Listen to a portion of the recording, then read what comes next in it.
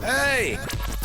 This is JJ and Alex. I made a name for myself, I told you I won't be denied. As you wrap up your day, it's time to get your fix of the teams you live for and the sports you love. This is JJ and Alex on 97.5, the KSL Sports Zone.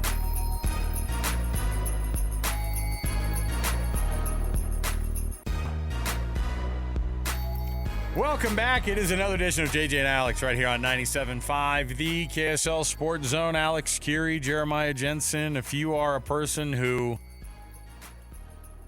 obsesses over your team during the weekend, you live and die by that team that you have no business living and dying by, welcome to the club. Thanks for being a part of the program. You're right at home.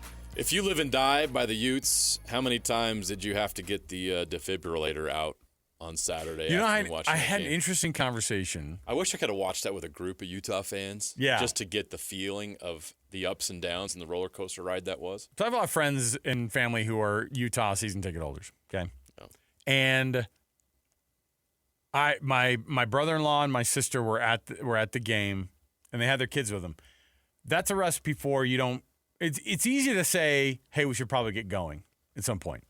But they didn't because they're actually – I mean, they're going to be there. You know what I mean? And their little kids won't allow it, right? And there was a moment where – because I said, tell me what the – and I was asking somebody else who works up in the booth. I go – and they're part of the review team for the – they're just doing the back and forth about – they're pretty – but they've been doing this for years. And I said, tell me where this ranks. Because I was in the building for 43-42 when Cam put it over the USC, yeah. That was probably number one. Number two, I actually took both of my sons to the Oregon-Utah game when Covey returned that one. Did that make it 28-0 before the half? And 7 maybe. And they're wearing the USS Salt Lake City helmets and stuff, and the place is just absolutely exploding. Yep. And I was like, where does that compare to those? And they were both like, it's pretty good. The problem was a lot of people left. And I was like, oh. And I forgot. Kyle said it too. Kyle's almost in tears, and he's talking about, yeah, I'm glad that there were people that stuck around who did. Because actually there were a lot of people who left. Yeah. I got to be places. Can't deal with this. They were down 10 in the fourth quarter, late in the fourth quarter. And they were down 13. If they get that 2-point conversion, they're up 14. Right. With how much time left? 12. They were down 12 with like 2:47 left. And the defense had not gotten a stop since the first series. Right. Suddenly they get it. And guess what? You're in business. So, but again, fandom is fickle, and, I get it. I get why people would leave early. I get it. You've got places to be. You've got stuff you got going on. But at the same time, there must have been some people driving home that went, oh, boy. I think some people left angry. Oh, 100%. Well, and there were some people who still don't like how this thing went. Watching a football game where, just as a fan of the game of football, I was more frustrated watching a defense try to get stops. Oh my goodness. And I'm confused. Like, this is Utah. Okay. What the hell is going on? So when I think that fourth or fifth touchdown, I lost count at that point. When they ran in the 80-yard touchdown, what's his name? Joe Johnson Jr.? Exactly. What's his name? Nobody had even heard of this kid. So he goes. Kansas State couldn't run the football all season long. Yeah. When he goes through the 80 yards on the big one, the fans were booing when he was at the 20. I know. You know what I mean? They're not booing him, by the way. They're booing the Utah team. They're booing Morgan Scalley. They're booing the defense. It was so to go from that to the clinching moment when Lander Barton slides in with that pick. Quite a different feel right there, right? So what I hated about it was and I don't know when we got to this point, JJ. You tell me when we got to this point. When beating a team and just winning in a conference game was good enough for people to go, you know what? Yeah, but they freaking beat everybody in front of them that they were asked to beat, right? In the 2004 and 2008 seasons, there's a game or two on those schedules where you're like, they had no business winning a game or two on each one of those. It happens. You have close games on weeks that you don't necessarily. The 2004 team had a scare against Air Force, but ended up winning big. And then, of course, the 2008 team had that game at New Mexico. It was like goal. A trip to the dentist. Yes, and it was like a field goal difference against a bad New Mexico team. Right. And then you go, what happened? Right? And he goes, well, you just can't. Sometimes you're having a struggle of a week, and the other team has found they have found gold in that moment. And you have to account for that in college sports. You have to account for it. Only if you're in the SEC and the Big Ten. Everybody else, no. You don't get a pass. That's what I'm saying is like I don't really understand because all I could think of was the committee is going to love if they need to. They have in their back pocket. Well, that defense did give up 485 yards on the ground, which is an insane number. What did they do to BYU 3 weeks ago? Right. They can't wait to punish Utah. And guess what? On Tuesday night, Utah's going to get punished. I don't think so. Yes, they will. Come on. Texas A&M didn't get punished Two spots. Texas A&M didn't get punished. 2 spots. They and the team they played was a 3-7. But they're in the SEC. It means team. more. What an incredible comeback that was. Why was it down not incredible? 31-3. What an incredible comeback against South Carolina. Who was 3-7 after the game. Incredible comeback though. No, they're not going to say that about Utah. They're going to talk about there's a lot of let things. Joe Jackson run for 293 yards and 3 touchdowns. Joe Jackson. He averaged 12.2 yards per carry. Not bad. He had an 80-yard touchdown run. The 80-yard touchdown run, and people were booing before he's in the end zone. I thought that was the most like fan situation I've ever seen in my life. People booing before he's even scored. People had that much time to be annoyed by it. It was enraging. Just anybody who watches football wanted to throw something at the TV. Awesome. Because it looked like Utah was playing without linebackers. It was awesome. I'm telling you. Fun time for people. I mean, it used to be, we used to classify that game as a classic. And now you're looking at it and going, ooh, is it enough? The committee's not going to like this. this. Isn't that annoying? Man, I think so that Utah's at-large playoff hopes are done. You think that actually they'll punish them so worse. hard on Tuesday night that they won't be able to get back in the mix. That's bonkers. Because there's a couple teams that are going to move ahead of them. All right. Well, we've got lots to talk about. That among many other things. So let's officially get the show started here. Alex Kirry in this seat. That's Jeremiah Jensen. We've got the cameras on in the studio. You can stream, of course, this program. What do you? Did you just put up your mug to that? Just threw it Stanley. What do you have in that thing there? Diet Coke Lime. All right. Love it. Yeah, man. Wait, you asked. I told you. Did they get you over here? Downstairs. But I mean, it's in the free. It's from the free till. Yeah. I might get into it. I might have to crack myself a free soda today. It's a nice benefit of working here. Let's go. Let's go. Let's do it. Let's kick the show off officially. Alex Napolis hitting the buttons. He's going to do one right now. It's called The Cut. It's time for the biggest story of the day. This is what made the cut with JJ and Alex on 97.5, the KSL Sports Zone.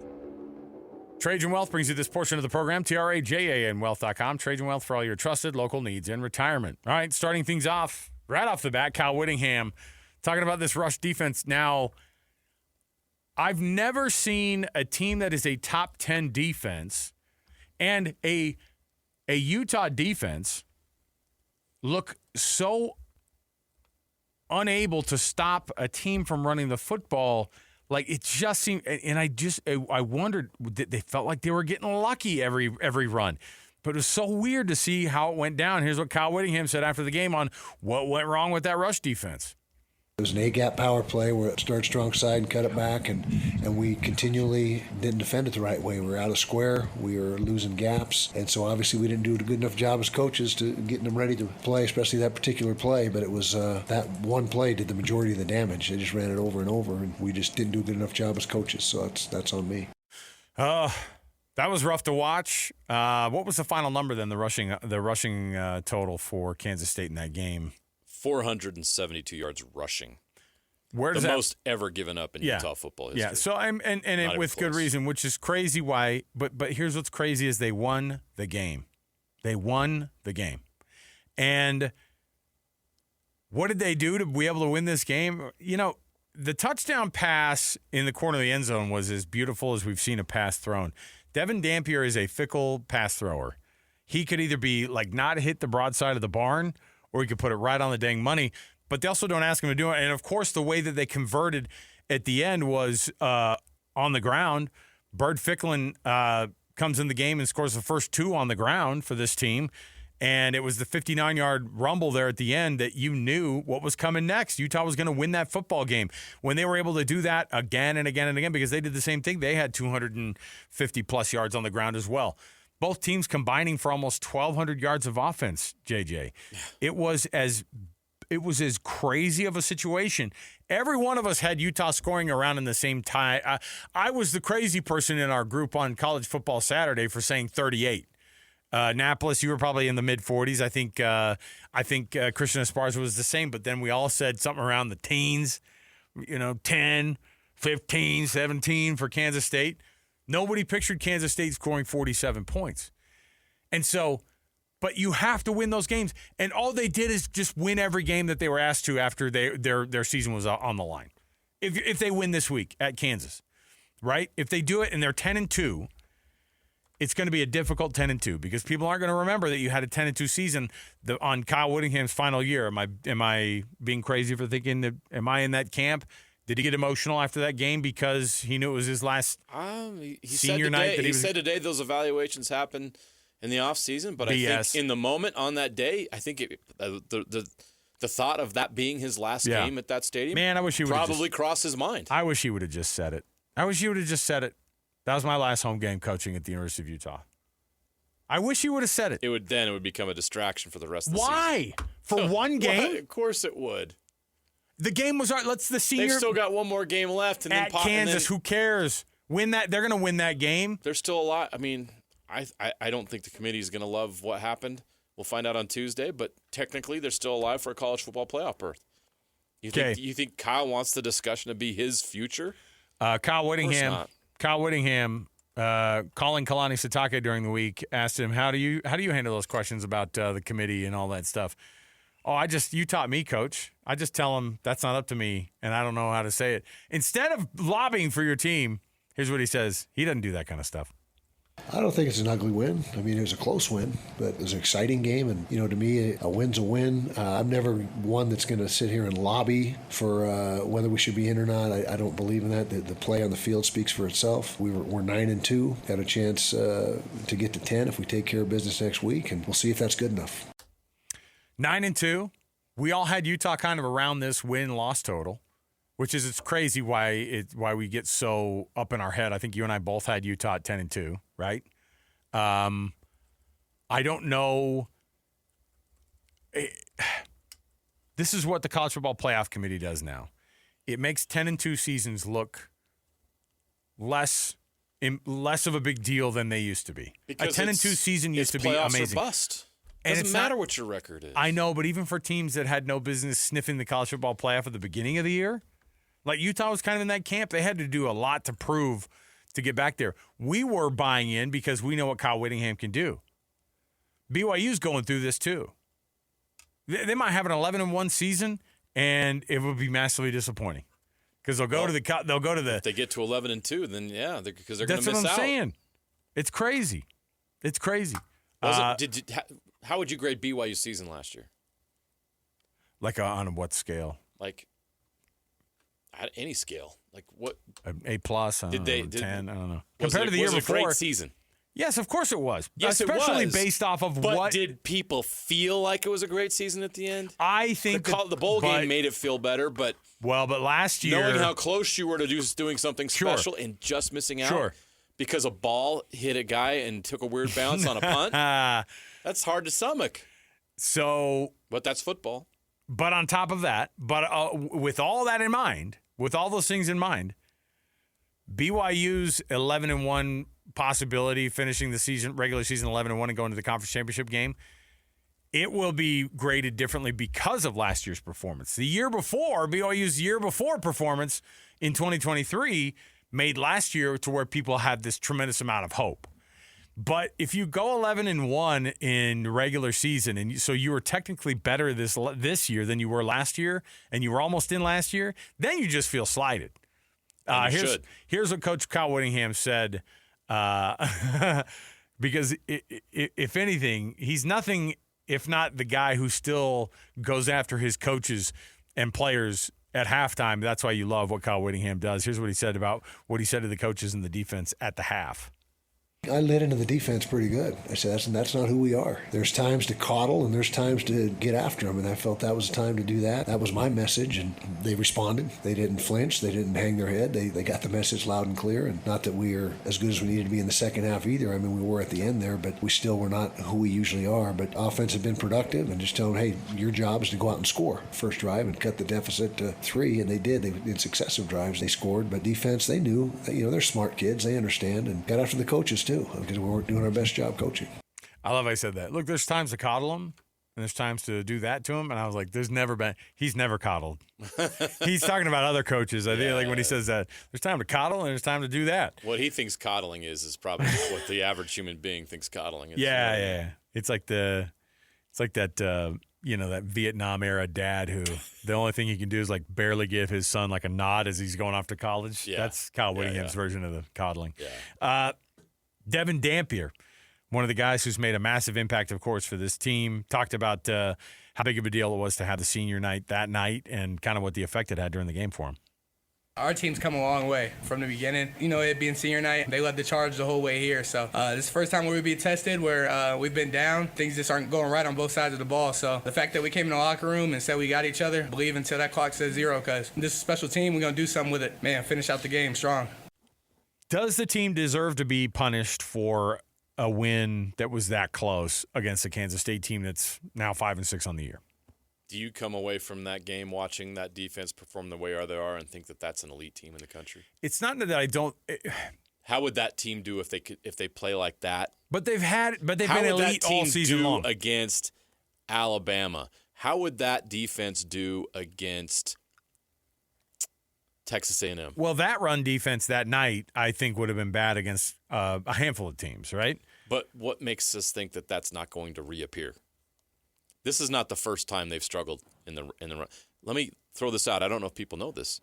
Where do you think they rank nationally in rush defense right now? Well, after a weekend like that. Well, this has not been. I mean, were they good against the run against BYU and Texas Tech? I'd say they're in the mid-30s. Probably after this mid-30s. I'd say after this week, probably in the 55-ish. They're now 100th in the nation in rush defense. I don't think I've ever heard that in my life. Utah, the University of Utah's rush defense is now ranked 100th in the country. But what were they the week before? Because I think adding 400 and something yards. Where do you think they are in total defense?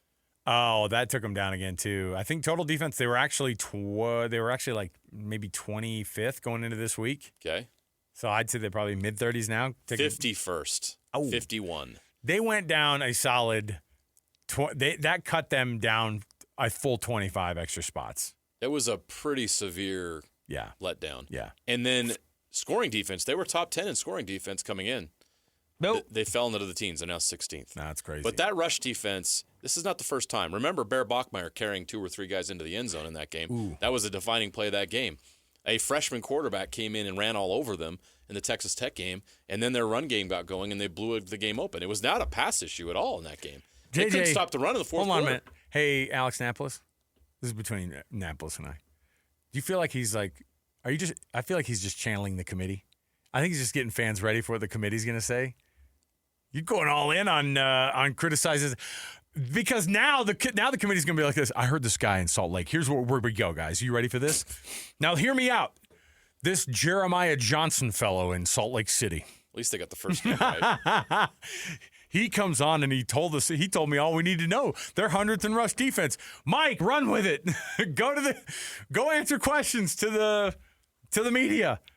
Oh, thank heavens. They run out hot off the presses. JJ in Salt Lake City gives the playoff committee all the ammunition they didn't know about this Utah team, why they shouldn't make it. Sorry. Oh. Well, hold on a minute. Now, from a Big 12 standpoint, where do they rank in the rushing? Because now, I'd have to get out the Big 12 rankings. So I'm looking at it right here. While you're doing that, in contrast, let me tell you this about the offense. Utah's offense is now 6th in the country in scoring offense. Did you ever think you'd see a Utah offense ranked in the top 10 in scoring? They are right now. They are number 2 in the country in rush offense. That's crazy. It is. Yeah. Utah 13th, by the way, out of 16 in the Big 12 on rush defense. That's not good. It's not. It's unacceptable. Yeah. This is a defense. It's always stout against the run. Total defense, Utah 7th. Middle of the pack? Yep. Unacceptable. Yeah. Total offense, number 1. Incredible. That's crazy.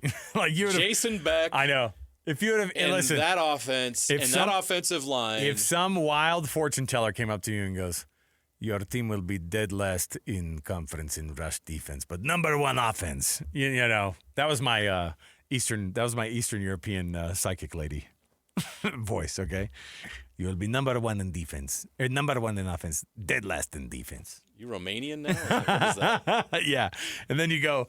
Something very Eastern. You would Bloc say there. that is a lie. Yeah. You sit on a throne of lies. Yet here we are. So there you go. Yeah, I think it's obvious. The run defense is not okay. It's not good enough. And what happened on Saturday was abysmal. And there's no answers because it was simply, you can go watch the film. I'm not going to call out players individually. You can watch the film and see what it is. But missed assignment after missed assignment after missed assignment, and bad communication, not talking. It looked like guys didn't know where they're at. Like I said, it looked like they took the linebackers out of the game. There was that much space between the defensive line and the secondary that wasn't filled with any defenders. It was bizarre. So the defense deserves to be called out today. Trust me, they're getting it worse, far worse than anything we're saying on the radio today, in practice, in film room. Because that was unacceptable. And where Utah's rush defense is this year is beyond unacceptable. That is not Utah football. And they're searching for answers right now. And if you want to be a college football playoff team and you want to win a Big 12 championship, Utah needs to be what they've always been. And that defense has not been good enough. It's gotten them to this point, but you have to give credit to the offense for carrying. Did you ever think you'd see a Utah team being carried by their offense? You can honestly look at the stats and say, this team is where they're at this year because the offense has been dramatically improved. 51-47. Trust me, that wasn't the defense on Saturday. That offense was unbelievable to keep them in that game and fight and claw and scratch and make big plays. And I'll let you say something, but I got it before we go to break. I have to shout out Devin Dampier. Go ahead. All I was going to say was, the idea of Kyle Whittingham going, you know what committee? He calls the committee up first and goes, defense wins championships. We don't deserve to be in. Bye. Right. Probably not. Look, they've done some exceptional. They're going to be 10-2 after this week. Exactly. And they found a way. When you say dead last in if you say dead last in any category of anything, the only thing that matters is that 10-2. It's the only thing that matters. You're right. You're 100% right. Unless you're trying to make the college football playoff and the committee is dissecting everything you do, and they're looking for an excuse. Yeah. They are looking for an excuse to put Miami ahead of you. They are looking for an excuse to put Vanderbilt ahead of you. They are looking for an excuse to prevent you from moving into the top 10, which would get you in that playoff. Because there's going to be some chaos here in the next week or two. Oh, for sure. Oh, and what's great is that after the SEC just got through their cupcake week, there's actually some games that are going to be more in nothing. The Egg Bowl. Nothing. Keep an eye on that. Nothing moves around at all. Right. In the college football playoff. I don't even think Utah gets dinged at all this week. I think they're going to continue to stay where they're at. So. I don't think you put Miami ahead of those guys. There's no freaking way. Miami's not even going to be in the ACC championship game, and yet we're going to be talking about a Miami team who's likely going to get a nod over a second Big 12 team. I'm just terrified that the ACC is going to have the 16th ranked team versus the 18th ranked team if they were to play this week, and somebody gets to go straight to the front of the line. And then guess what? A G5 team that probably has no business being in this thing because this year it's actually a mess. Jake it's Retzloff and Tulane. Could you imagine? They're right there. Whoever wins the American is probably going to do it. I don't think James Madison has enough. Here's the interesting thing, though, is watching that thing play out. You have to reevaluate why there's an auto bid for a G5 team. Have we become that market now? Means we've graduated to a higher level. We're the snobs now? You're going to try to keep the little guy out, hey, Alex? Whatever it is. Is that you? Look, I respect Bronco Mendenhall. Has anybody got that down yet? I think it's great what he's doing there, but let's just talk about what the resources are that these teams they're playing up against, the players, the talent. Hey, listen, and by the way, if you're getting one G5 team in as like a little pity, like thank you very much, and you're excluding probably 4 or 5 teams that should be way ahead of them to be in front of that, because that's what we're talking about. The G5 champion is going to have between 5 and 8 teams that are better than they are getting in, and that are not getting into the college football playoff. So you sound like the guy everybody in this market hated 10, 15 years ago. You sound like that guy. I'll big time people. If I put on a Southern accent and big time you, no offense. Now that BYU and Utah have hit the big time, so have you. This is how they talk, and so that's how they taught me. This is how they talk. Why on earth would a G5 team be allowed to be getting into the playoff, and we're talking about teams like BYU and Utah that actually won't get in at all after it's all said and done? It's crazy. It's bonkers to me. All right, we'll take a break. We'll come back. When we return, we've got more to jump into. Happy Monday to you. Thanks for being with us on the program. The rest of the world across college football, I want to get into some of the things that are going off of the field as well. Lane Kiffin, Jeremiah Love, of course, showing how good he is as a running back for Notre Dame. Where is he in the hierarchy of vote getters? We have a Heisman voter in the room. It's Jeremiah Jensen, and I just want to kind of get his vibe on some guys that he's got his eyeballs on. So stay right here with us. More to go, 97.5 the KSL Sports Zone. Let's go! Complete game coverage of the Cougars is right here on the KSL Sports Zone. It doesn't get much bigger than this as the Cougars look to earn a spot in the Big 12 title game as they take on UCF in Provo. Your home for the best coverage of Cougar football is right here on 97.5, the KSL Sports Zone. You're locked on to JJ and Alex on 97.5, the KSL Sports Zone. Welcome back, everybody. It's a grunge type of day, huh? It was cold, though, today, I'll tell you that much. Chilly. We're getting close to wintertime here in Utah. You know what that means. It's college football season's almost over. Yeah, it's a bummer. Sad. That is the worst. Hey, by the way, this Wednesday's a Win Ticket Wednesday, like it is every Wednesday on the station. Tune in all Wednesday long, and we're going to be hooking you up with tickets to see Nate Bargatze, the Big Dumb Eyes Tour, coming to Delta Center December 4th through the 6th. I think it started out with the 4th, and then it went to the 4th and 5th, and then now it's the 4th, 5th, and 6th. Nate Bargatze, you're welcome for that Christmas bonus from the people of Utah. Who won the tickets? Nobody knows. It's a Bargatze reference. Yeah, it is. You got it. Great seats still available, by the way, at SeatGeek.com, or you can just win them all day long on a Wednesday on a Win Ticket Wednesday across the station. All right, college football, Week 13.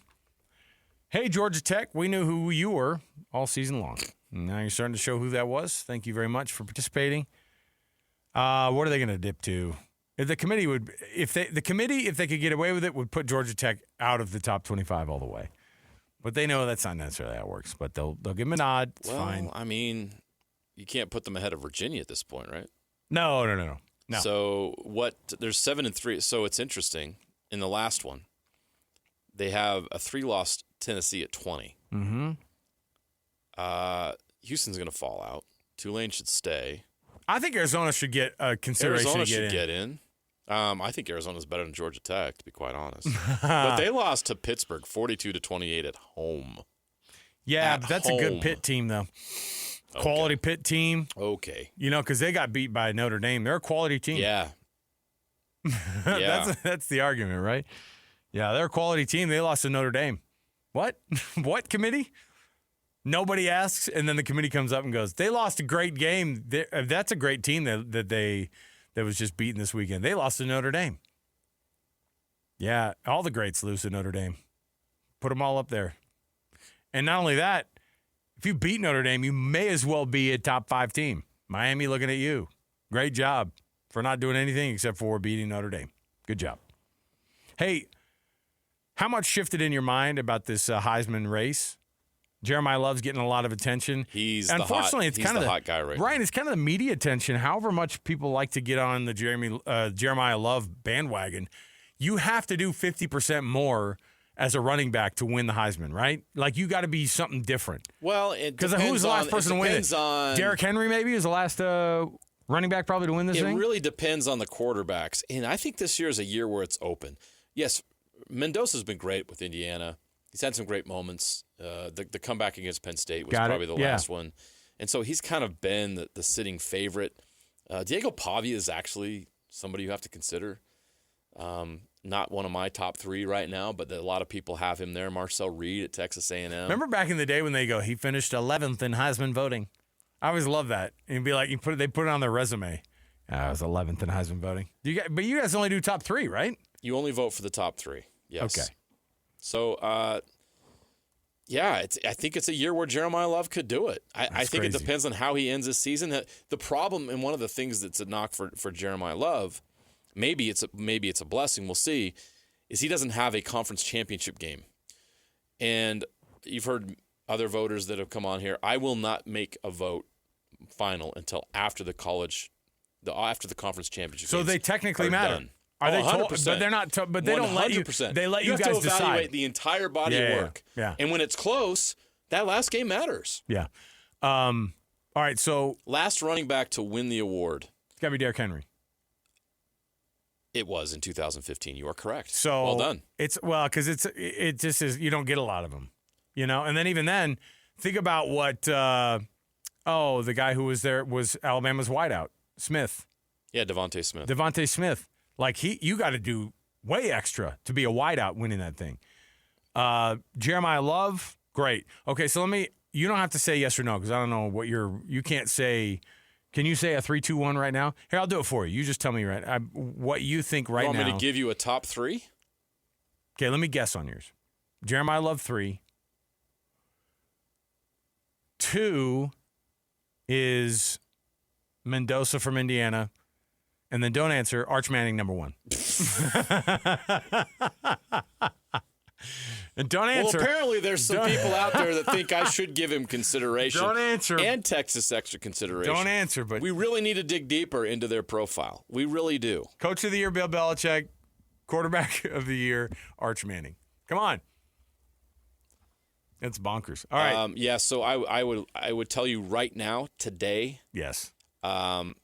I'm not going to tell you 1, 2, 3 the order. Right, but people who I'll you give like. you three right now today that I think that are at the top is Love, Mendoza, and probably Julian Saint of Ohio State. No Dante Moore at all in yours.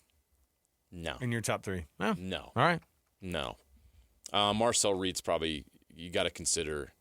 I mean that comeback against South Carolina. I know they were down 33 at halftime, but he led that comeback.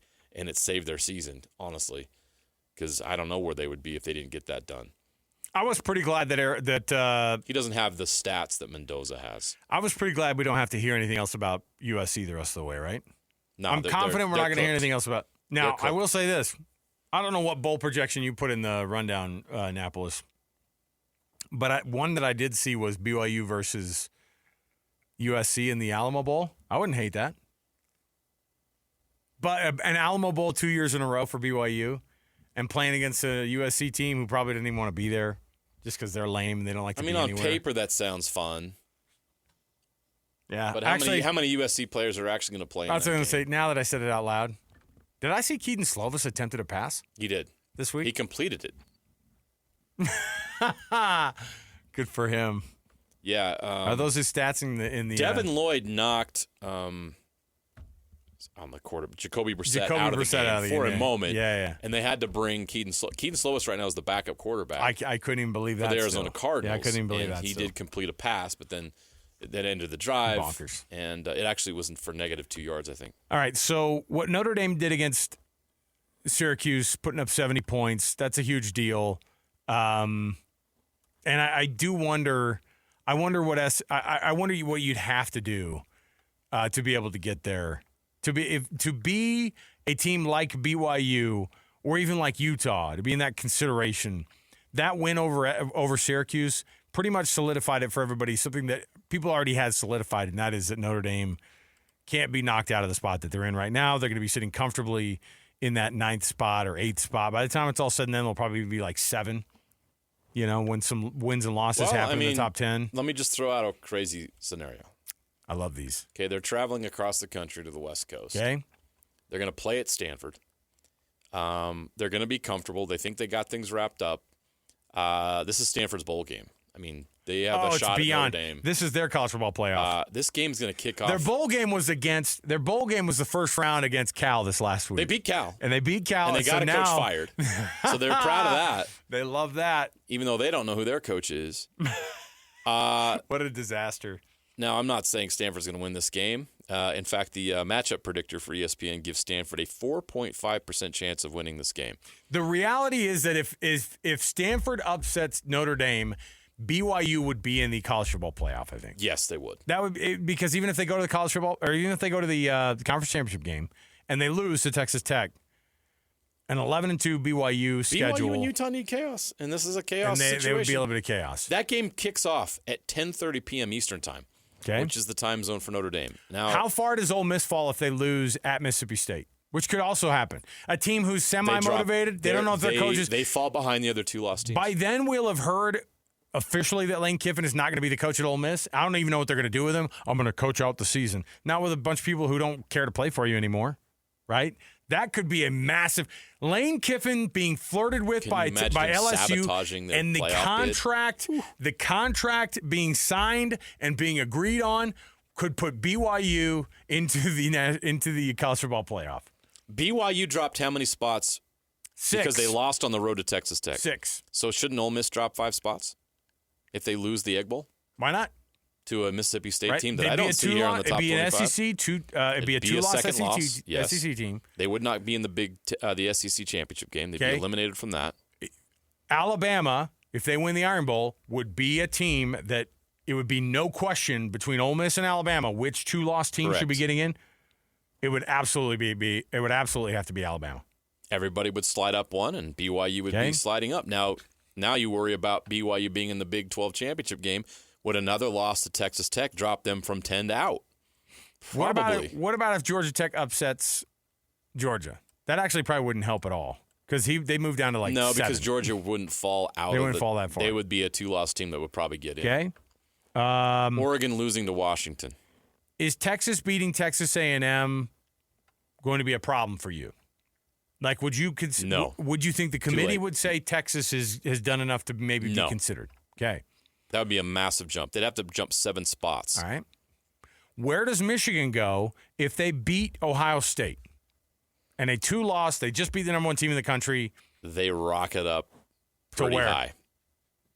Right behind Notre Dame at number 10? All of you listening right now are not going to like this. If Michigan beats Ohio State again, they'll be in the playoff.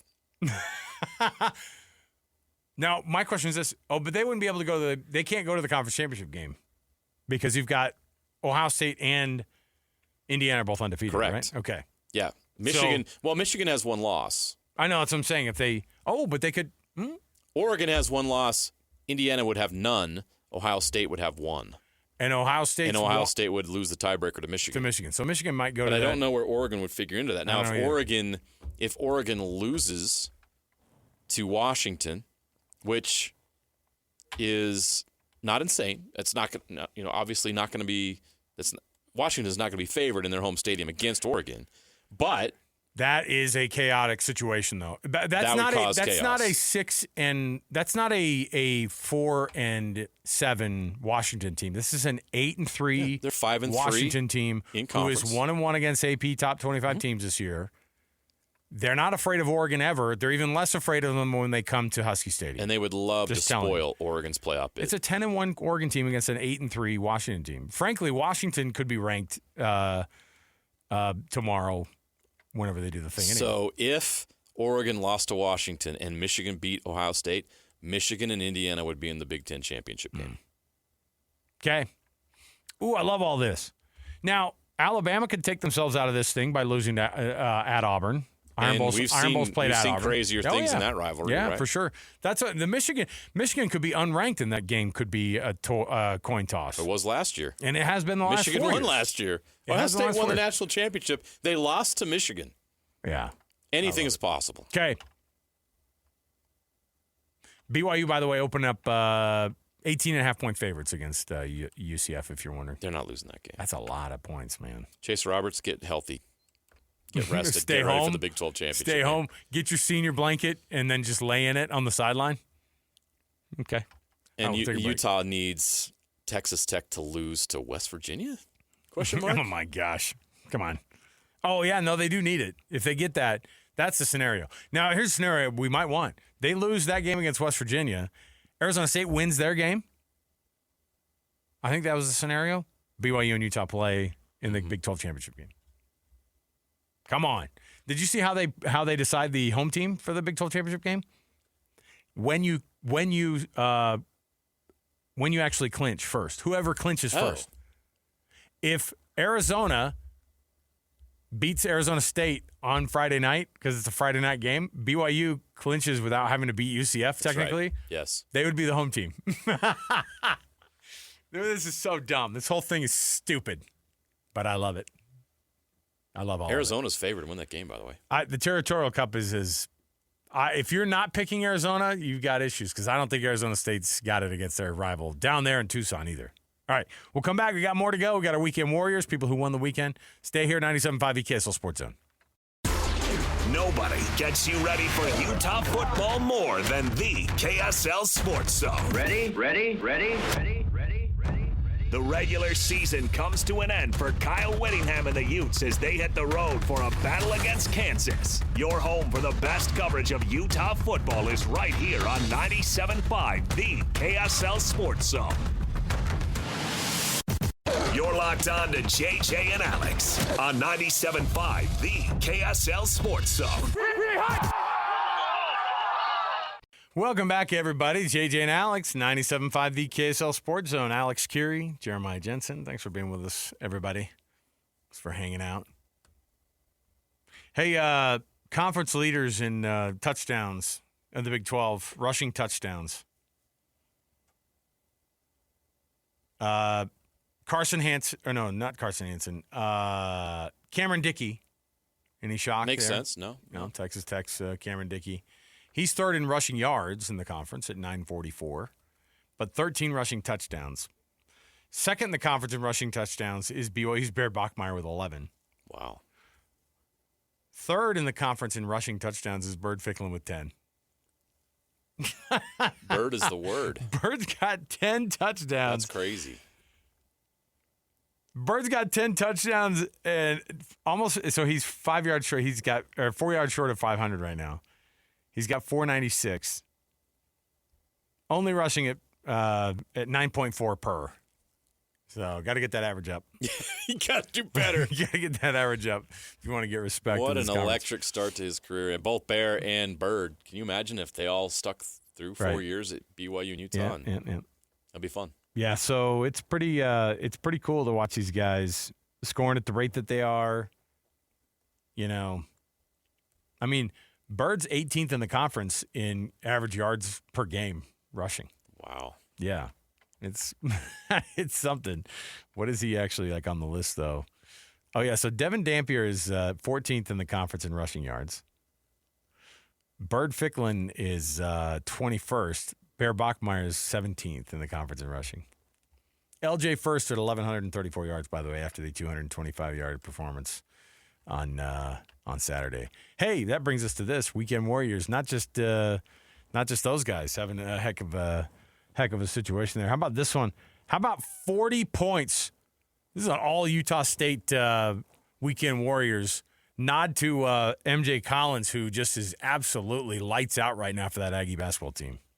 Cross-court pass back to Collins. He'll shoot another three. That's good. Gets that three ball right back. He's got a career-high 25 points on 5 of 7 from the three-point line. Looking again for MJ Collins. He shoots another three, and he knocks it down. They ran a play for MJ Collins to get another three. He's got 35 on the night, and the Aggies lead by 30, 82-52. Collins is looking for 40. Collins the drive, the layup, he's got it, 40 points. MJ Collins, MJ's got 40. And the Aggie sideline erupts. They knew exactly the number he needed to get to, and now Luke Kearney set to check into the game. Aggies win their part of their side of the bracket in the Shriners Children's Charleston Classic. Good for them. They won the championship game by 34. I think Utah State's got something with MJ Collins, and you combine him with the guys they already had on the roster. I think they're going to contend and possibly win the Mountain West again this year. How about this Utah State They're football good. team who got the win over the weekend against Fresno State in Fresno? They get bowl eligible, and Bryson Barnes has been huge for that this year. 2nd and goal. Here comes Noah White in motion. Noah gets it. He tosses it back. And now it's a pass for Barnes for a touchdown. And now Garcia's done it again. Look at that. Good to hear Al Lewis on the call. Al Lewis on the call. Legend. Scotty out in South Carolina. So Al comes in and picks up the pieces there, and it was phenomenal. Great job. Now, how about the Aggies? Bowl eligible. They go on the road and Did you call it? I know too. I think you bullied and Fresno State. So Annapolis and Esparza both said that they'd beat Fresno. I said no. Good, I got it wrong. I said I think that they'll lose this one and they'll win the Boise State game. So now they don't have to, but it would be nice to go 7-5, right? I didn't see them going down to Fresno. I thought they would have a hangover from blowing the UNLV game. Yeah. That was such a gut punch of a loss. Yeah. But give Utah State credit. That's a mentally tough team. That's a Bronco Mendenhall coach team. You saw the sideline on that second half, jumping up and down the whole time. All the energy in that stadium was on the sideline of Utah State. Great win for the Aggies and a great season for the Aggies. I think a lot of people wondered if they could get bowl eligible, and they've done it. I'm ecstatic. Can't you tell? I'm ecstatic for these kids. Thanks, Bronco. Give that guy an energy drink, would you? It's probably not part of his mantra, but No, come on. not going to happen. All right, we'll take a break. We'll come back. Got more to go around the corner. Gillette Heating and Air. If you don't know about these guys, our Weekend Warriors are brought to you by Gillette Heating and Air. Right now, get seasonal maintenance done on your furnace for only $59. Before the real cold starts to dip in, go to GilletteHVAC.com to make an appointment. That's GilletteHVAC.com. Right around the corner, let's break down this BYU at Cincinnati win. LJ Martin having a historic season for that Cougar offense, and we'll get the update on the chants happening in the crowd because, that's always fun to be able to dip in on that. Stay with us, 97.5 the KSL Sports Zone.